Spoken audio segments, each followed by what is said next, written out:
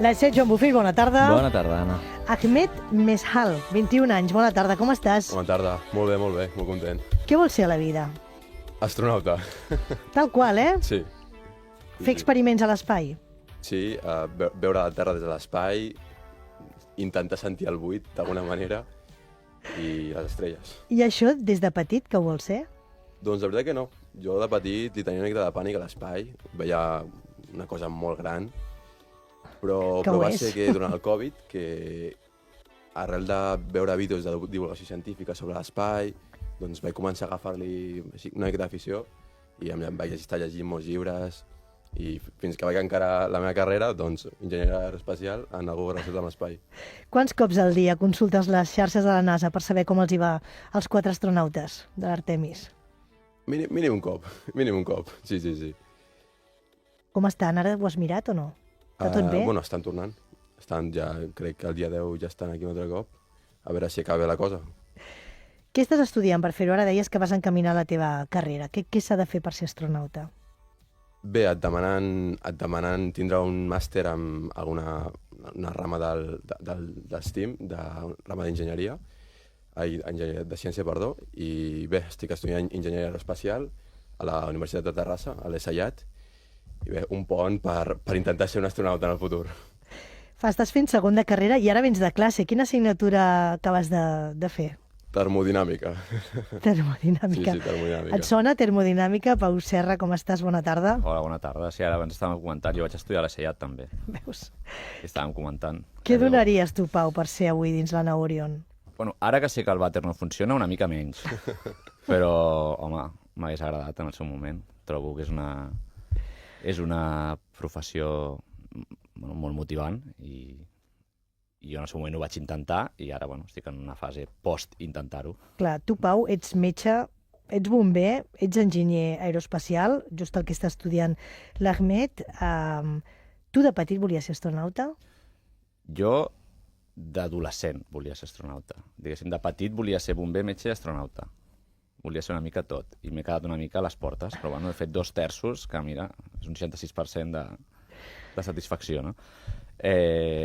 Hi va haver un moment a la meva vida que jo vaig decidir que volia apostar per això i em vaig dedicar a fer recerca. En aquell moment, clar, a mi li semblarà el Pleistocè, però pràcticament no hi havia Google, que eren els primers passos de Google, i jo buscava perfils d'astronautes en revistes, en llibres, que són les coses de paper que fan servir per estudiar. Sí. Ahmed, saps el que són les revistes, no? Sí. Hi ha moltes a la biblioteca. Ja començava a haver-hi, O sigui, evidentment ja hi havia internet, però no era com ara que trobes tot, sinó que era més difícil. I vaig estar mirant una mica els perfils dels astronautes que existien i vaig veure que molts tenien perfils mixtes entre temes de ciència, temes més operacionals, militars, pilots, moltes històries així. I jo em vaig fer com un perfil en plan de tot el que he vist que fan els astronautes que els agrada, què m'agradaria a mi, no? Perquè al final vaig dir, m'haig de fer un perfil professional que en cas de que no surti bé, que és el més probable, em deixi en una situació que jo també estigui motivat per seguir fent coses i per treballar d'això, no? I llavors vaig veure que estant jo a Espanya, que és el país on jo estava en aquell moment, on estic ara també, tenia unes certes limitacions respecte a altres països. Doncs, per exemple, als Estats Units anar a la Força Aèria i poder acabar pilotant és bastant més senzill que aquí, no perquè aquí no ho puguis fer, però possiblement acabis en càrrega o una cosa així. Allà la via és més directa, no? Bueno, és que l'exèrcit és més gran. Clar. Llavors tenen molts més avions, però, per exemple, altres exèrcits com França o Itàlia i tal també és més assequible, no? I llavors, al final, de tot el que hi havia, vaig veure que necessitava tenir una certa experiència operacional i això ho cobria a través de bombers, que era una cosa que, a més, a mi ja m'agradava, una certa formació científica i a poder ser tècnica. I llavors, a mi de tot el que ja m'agradava hi havia l'enginyeria aeronàutica, aeroespacial, en aquest cas, i medicina. Clar, és que és molt bèstia. El Pau ens estàs dient que per apropar-se a la idea d'astronauta, que per això l'Ahmed flipava, s'ha fet metge, és bomber i enginyer aeroespacial. Tu, de fet, Pau, el 2021 presentes a les proves de l'Agència Espacial Europea. Què va passar? Bueno, es va obrir la convocatòria. L'anterior, que havia sigut 2009, jo no complia requisits. Estava encara estudiant la carrera. Estava més o menys com l'Ahmed, una mica més endavant. Feia cinquena carrera o quart de carrera, no me'n recordo, de medicina. I clar, no complia requisits per presentar-me. I en aquesta última, el 2021, sí que els complia, em vaig presentar juntament amb 22.000 europeus més i van seleccionar entre 1.000 i 1.800, no sé exactament la xifra, però van seleccionar una petita part, un 5%, per anar a fer unes proves a Hamburg. I aquestes proves són unes proves molt exhaustives que et fan allà, on hi ha raonament matemàtic, física, també temes més físics de coordinació, color manual, memòria visual, memòria auditiva, capacitat de raonament i tal, i res, vaig fer la primera fase de proves i ja vaig quedar-me a la fase 3. O sigui, ja no vaig arribar. Amb què vas fallar? És que és dificilíssim, doncs clar. Mira, la veritat és que a mi em va sorprendre molt perquè em va fallar amb l'única cosa que jo vaig obviar, que era l'examen d'anglès. O sigui, em vaig quedar fora l'examen d'anglès perquè, bueno, jo en el seu moment vaig estudiar, vaig fer fins al Proficiency i tal. I amb el Proficiency vas tenir problemes amb l'anglès? És que l'examen va ser una mica polèmic, perquè primera que era un anglès molt british, llavors hi havia moltes coses que eren matisos de paraules i tal, que tot i que entenguessis totes les paraules, doncs jo no sabia ben bé les diferències, o sigui, tot i que sabia què volia dir cada paraula, els matisos de les paraules, bueno, no sé. Has d'anar més enllà del Houston, tenim un problema, no? Vaig fer un mal examen, és que no hi ha més, vull dir, vaig anar allà, vaig fer un mal examen, va ser el primer que vaig fer, em va agafar una mica en fred, a més jo anava, no de sobrat, però de tot el que em vaig preparar va ser el que menys, perquè t'envien una mena d'exàmens de prova perquè tu ho facis. Sí. I t'envien com unes proves similars a les que faràs allà, de fet bastant similars. I el primer examen d'anglès que vaig fer, les vaig fer totes bé, vaig dir, bueno, doncs, com que tenia molta feina amb tot l'altre, raonament matemàtic, no sé què, memòria i tal... I tot l'altre perfecte, les mates... Sí, de fet t'envien com unes notes que són amb quadradets verds i vermells, i tinc tot verd, i tot vora el 90 i pico 100%, i a l'anglès internament vaig saber que m'havia quedat el 78 i el tall era el 80. Clar. La vida va així, 2 preguntes test amunt, 2 preguntes test avall, estàs dins, estàs fora. I 22.000 aspirants, Ahmed, tu, seria el teu somni per començar a presentar-te a aquestes proves de l'Agència Espacial Europea, per aquí es comença, no? Sí, no, sens dubte. Un cop acabi la carrera amb el màster i treballar una miqueta en el sector espacial, doncs tinc clar que a la que s'obri una altra convocatòria, doncs cap endins i a veure què tal. Com portes l'anglès? Exacte. Bé, bueno, no tan malament. Em vull treure l'Advance aquest estiu, a veure què tal, i el Proficiency en el futur, així no me la lien amb aquestes preguntes d'anglès, i bé. I t'has informat, és a dir, se sap quan es tornarà a obrir un procés? Fa que no amb el cap en Pau, és difícil. És que aquí hi ha molta política al darrere. Hi ha temes de finançament, a l'última selecció van fer una reserva d'astronautes que no se sap ben bé si és que són de la mateixa lleva i els aniran traient a mesura que els estats fiquin diners, o és que això es considera com ja una segona selecció per estalviar-se a fer una altra, no sé, no se sap ben bé, però bueno, passarà un temps. Clar, Ahmed, tu et conformaries amb ser astronauta anàloga? O sigui, Jo vull ser astronauta de carrera, els que estan a l'espai, i arribar a Mart o a la Lluna. Però bueno, suposo que també té molta implicació i deus tastar ja això, aquesta pressió de ser astronauta, de descobrir un nou món. O sigui que podria ser una possibilitat.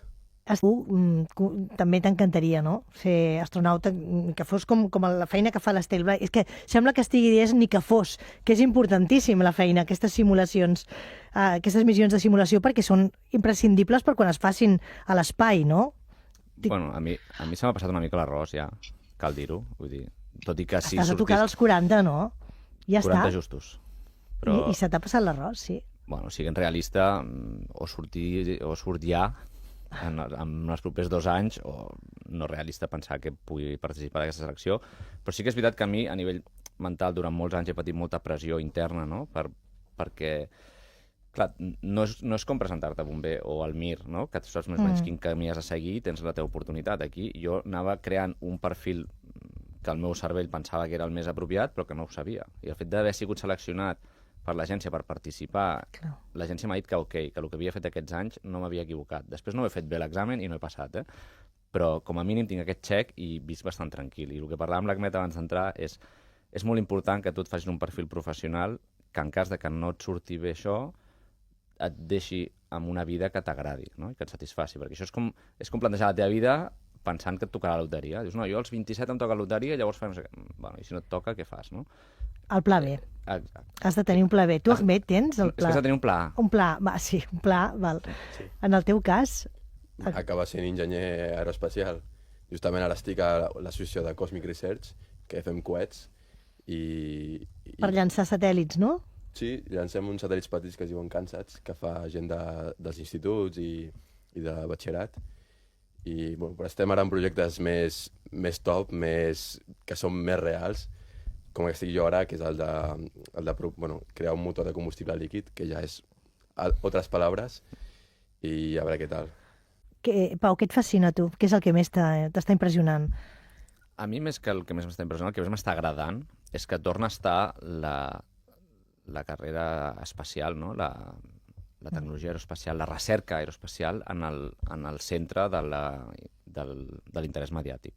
Això té molts elements molt positius que fa que doncs, l'interès després polític també vagi enfocat en aquesta via i secundàriament doncs, la financiació, les beques, la recerca, tot això incrementi. No? El que aconsegueix Artemis 2 al final dins del sector aeroespacial és una fita superimportant però limitada, però el que aconsegueix a nivell mediàtic i d'impacte en la societat i en les esferes polítiques, econòmiques i tal, és molt més elevat i ressona durant molt més de temps. No? És una mica el que em quedo amb tot això. I tu, Ahmed? Amb què et quedes? Què t'agrada? Què t'he enganxat? Fins i tot de la part més prosaica, perquè hem vist escenes increïbles. Ara feia broma en Pau amb el lavabo, no? Que no funcionava. Hem vist la famosa Nutella, sí. Hem vist la dutxa que es fan. És a dir, no sé què et té captivat imaginant-te tu algun dia en una nau similar.